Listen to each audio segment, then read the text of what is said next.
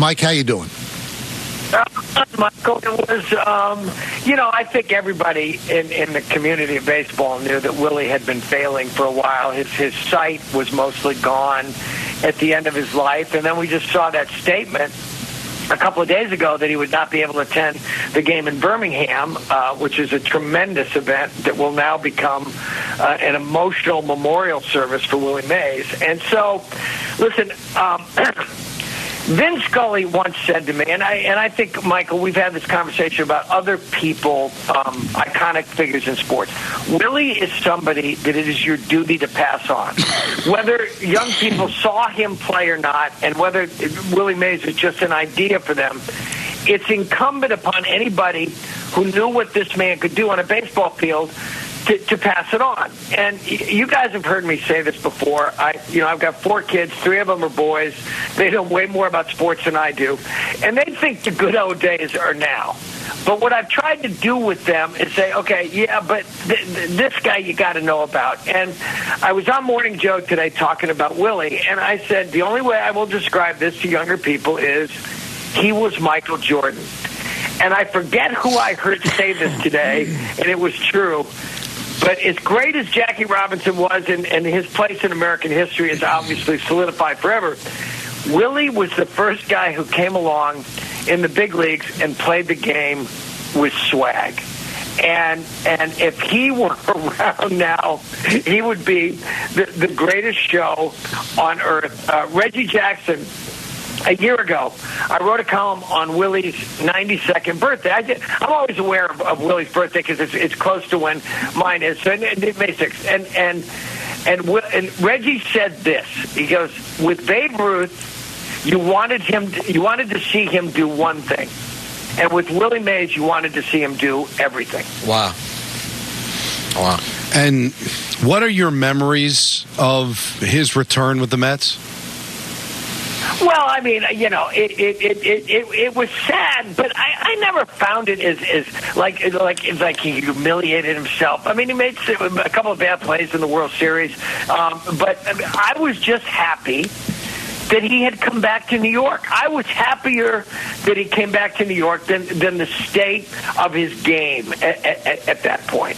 And I thought it was a wonderful thing that the Mets brought him back. To me, it was a wonderful thing that he got to play in one more World Series. I mean, he won the World Series in '54 when he was a kid with the Giants. And then he ends up on the bases when Willie McCovey lines out to end the Game 7 of the '62 World Series. And so at least he got to, in a very meaningful way, make it to the show one more time. And so, and the other thing that was great is, I had just gotten to New York, and he would still come to spring training and do some coaching with the Mets. And I've written about this before, but I'll tell you about it. So we're behind the batting cage one day.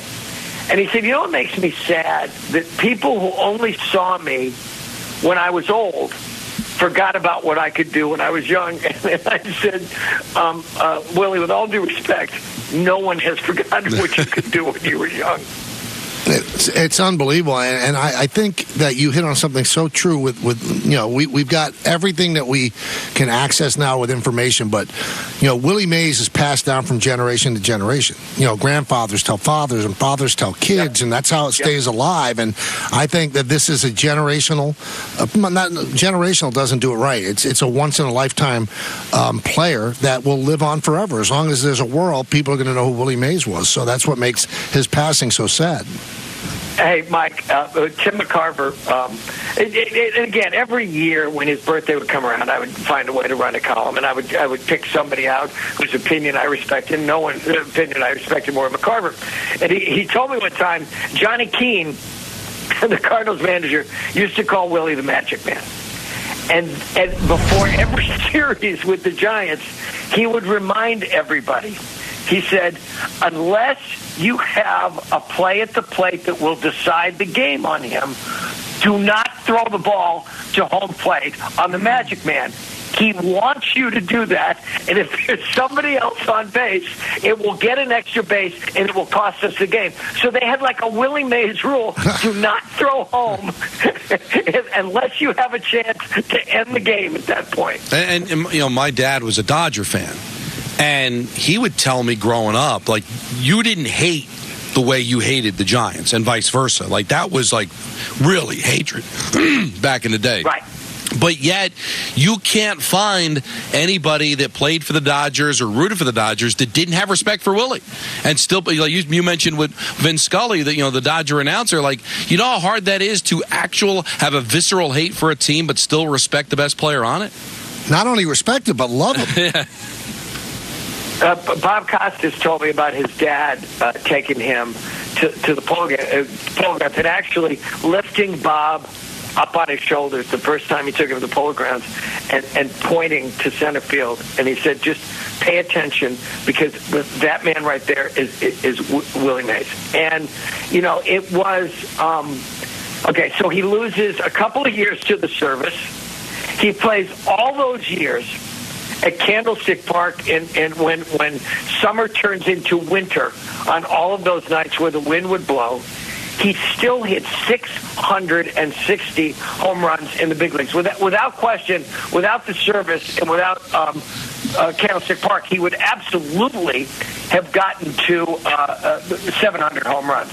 I actually think if Willie hadn't been in the service for those 2 years and hadn't spent the prime of his career in Candlestick, I actually think he might have broken Babe's. I think Henry Aaron would have broken it eventually, but I think Willie might have broken it first. Talking with Mike Lupica, we have him on every Wednesday at this time. Now, to go from this amazing player to another amazing player who doesn't elicit the same sort of love. I don't know if you heard our previous segment, but, you know, Albert Breer of the NFL Network, who's a very respected writer, has reported that the reason that Aaron Rodgers missed the minicamp was because he was on an ayahuasca retreat. Thoughts, dreams, hopes?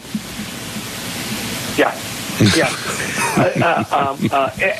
Aaron Rodgers is one of the greatest players I have ever seen. At his best, he has played the position of quarterback as well as it can be played. That's right. He is one of the most annoying athletes to ever come into this town. It has taken him all of this time. And here's my question about this guy, okay? And forget about the boneheaded conspiracy theories, okay? The attacks on Dr. Fauci, all of that stuff, okay? Which makes him look as small as a jockey, okay? Here's the question I keep asking about this guy every time I write about him. Was he this weird when he was with Green Bay? And just as great as he was, no one cared or nobody paid any attention? Because he's a wingnut. And I love you. No. And let me tell you something else, okay? And I wrote this. I wrote it the other day. Was it the other day? Yeah, it was the other day. I wrote this the other day. When the Jets make a mess, you can look this up, guys. When the Jets make a mess at quarterback, it's a biblical mess, okay? and so they draft Sam Darnold with the third pick in the draft, and now the first domino begins to fall. And then they give up on Darnold, and then then they draft with the second pick. Here we go. Jimmy Osmond, Zach Wilson, okay? and now but they're being sucked down to where they made a decision that you completely understood on Aaron Rodgers, because they have this flop sweat desperation to be relevant again and not be the laughing stock of the league, okay? But if this thing goes sideways, and it can go sideways, he's going to be 41 in December, and he's coming back from a catastrophic injury, even though he told us last year that he'd be well in about 15 minutes, okay? If this will go down as the biggest mistake they've ever made because of how they turned their entire franchise over this wingnut. Mike, first of all, is there a chance at some point, like we do a thing with Don called the Daily Don, where he does his top five most annoying athletes you've covered? I'd love to get that sometime, because Rodgers does have to be at the top. No, I have to. I'm going to have to think about that one. But this guy I don't know at what point he started to annoy me to this extent. Well, you mentioned the thing earlier, Mike, about like when did it happen? Was he always this way in Green Bay? Is it possible? I had a Packer fan friend of mine suggest to me that when Packer teams win, they're such gods in Green Bay that in the case of both Favre and Rodgers, you can kind of follow a personal trajectory where they maybe got a bit of a god complex and kind of think they can do no wrong after the fact. Is that possible? Yeah, I think it is possible, and that's why, and I love the Packers. I really do. I love watching the Packers. I love Jordan Love. I want desperately for Jordan Love to win a Super Bowl. I do. Because from the start, as much talent as the Jets have on both sides of the ball, I have frankly thought it was a fever dream that they were one quarterback away, one aging quarterback away. And I just think people are making the assumption that he's going to come back and be what he was. And forget about 2 years ago. Remember, this is a guy who couldn't win a playoff game against the 49ers at home.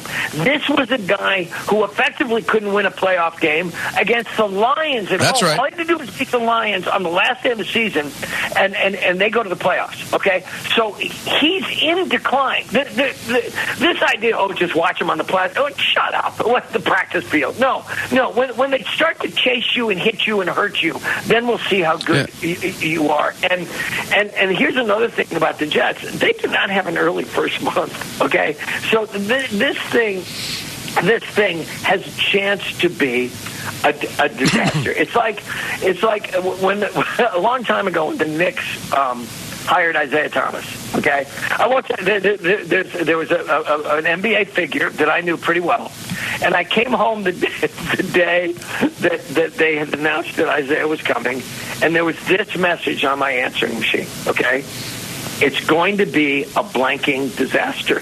That was the whole message. Okay, this thing with Rodgers, I know how much upside there is, and again, I qualify it by saying, we all know why they did this, okay?